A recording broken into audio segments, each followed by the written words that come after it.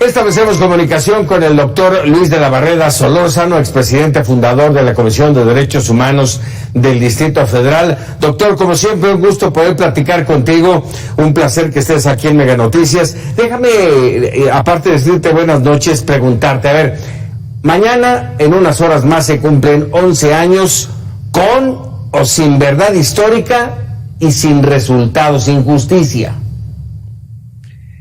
El gobierno de López Obrador, primero, durante 6 años, y ahora el gobierno de Claudia Sheinbaum durante 1 año, han tenido la oportunidad de cerrar el caso, y lo cerrarían simplemente si atendieran la recomendación que emitió la Comisión Nacional de los Derechos Humanos cuando aún era un organismo autónomo.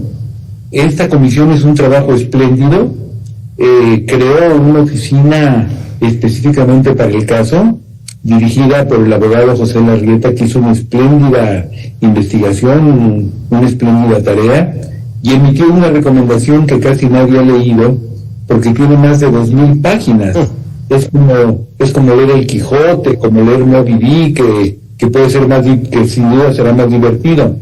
Pero en esa recomendación parte de cómo surgieron las escuelas normales rurales que creó Lázaro Cárdenas, cómo han evolucionado y lo que ha pasado en esas escuelas. Esa recomendación tiene un punto muy importante en el que pide que 114 restos humanos que fueron recogidos en el basurero de Cocula y en el río San Juan sean enviados al laboratorio de la Universidad de Innsbruck para su análisis genético. Ese laboratorio de Innsbruck es el más prestigiado del mundo en ese tipo de trabajos, en ese tipo de análisis genéticos, y si se enviaran esos restos a Innsbruck, quedaría demostrado que corresponden a algunos de los 43 normalistas desaparecidos. ¿Por qué el gobierno no lo ha hecho? Porque no quiere que se sepa la verdad. Porque desde el principio negó la versión que dio a conocer de la verdad histórica, Murillo Karam.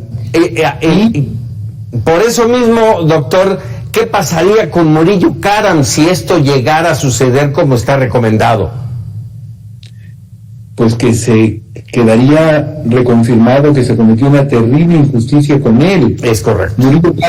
Murillo Karam fue un preso político, y las acusaciones que se le hicieron son verdaderamente grotescas. Se le acusó de la desaparición de los estudiantes, o sea, es algo verdaderamente inaudito, verdaderamente injusto, monstruoso. Entonces, Murillo Karam en 3 meses dio una versión que en 7 años no ha podido desmontar el régimen de la 4T. No es una investigación que resuelva todos los puntos, pero es una investigación, la de Murillo Karam y su equipo, que logró que se consignara, que se pusiera bajo un proceso judicial a más de 100 imputados. Pero los cabos sueltos se hubieran podido superar si se atendiera la recomendación de la entonces Comisión Nacional de los Derechos Humanos, y se puede haber hecho desde el principio del gobierno de López Obrador. Lo que López Obrador como candidato buscó fue deslegitimar al gobierno anterior por un fin político electoral, y luego se entercó en negar esa versión y trató de crear una. Creó su Comisión de la Verdad, dirigida por Alejandro Encinas, y esa Comisión de la Verdad se distinguió sobre todo por ofrecer pruebas cuya falsedad quedó demostrada. Oye, y bueno, y luego se metió en un problema ahí con el ejército, en fin. Ahora la presidenta Sheinbaum está hablando de presentar nuevos detenidos. ¿De dónde?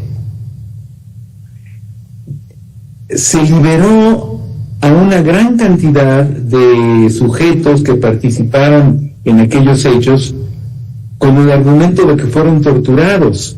Decenas de los detenidos argumentaron que fueron torturados, pero la Comisión Nacional de los Derechos Humanos, la anterior a la actual, le practicó el protocolo de Estambul a todos los que alegaron haber sido torturados, y esa tortura solamente se comprobó en 9 de los casos.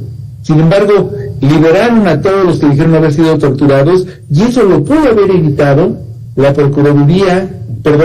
Fiscalía de la República, exhibiendo los protocolos de Estambul, y cuando los liberaron pudo haber impugnado esa liberación. No lo hizo, porque en lo que menos ha estado interesado el régimen de la 4T y su fiscal general de la República es en encontrar la verdad. Lo que han querido es lucrar políticamente con estos hechos terribles de igual y cocula. Así es. Por último, déjame preguntarte, saliéndome un poquito de la historia, pero con una realidad. Después de lo ocurrido hoy en el campo militar número 1, ¿dónde queda la autoridad y qué podemos esperar mañana de la megamarcha al Zócalo? Después del 2 de octubre de 1968, 10 de junio de 1971, la autoridad ha permitido actos de vandalismo en las protestas, y eso no está bien. Se debe garantizar absolutamente el derecho a la protesta pacífica, pero no los actos vandálicos. Entonces la autoridad lo que ha hecho es seguir la política del avestruz, desaparecer y permitir en las protestas sociales toda suerte de actos vandálicos, lo cual evidentemente es incorrecto. ¿Miedo? Precaución. Doctor Luis de la Barrera, te agradezco enorme como siempre estos minutos para Mega Noticias. Yo te agradezco muchísimo este espacio. Gusto saludarte, Paco. Gracias, igualmente.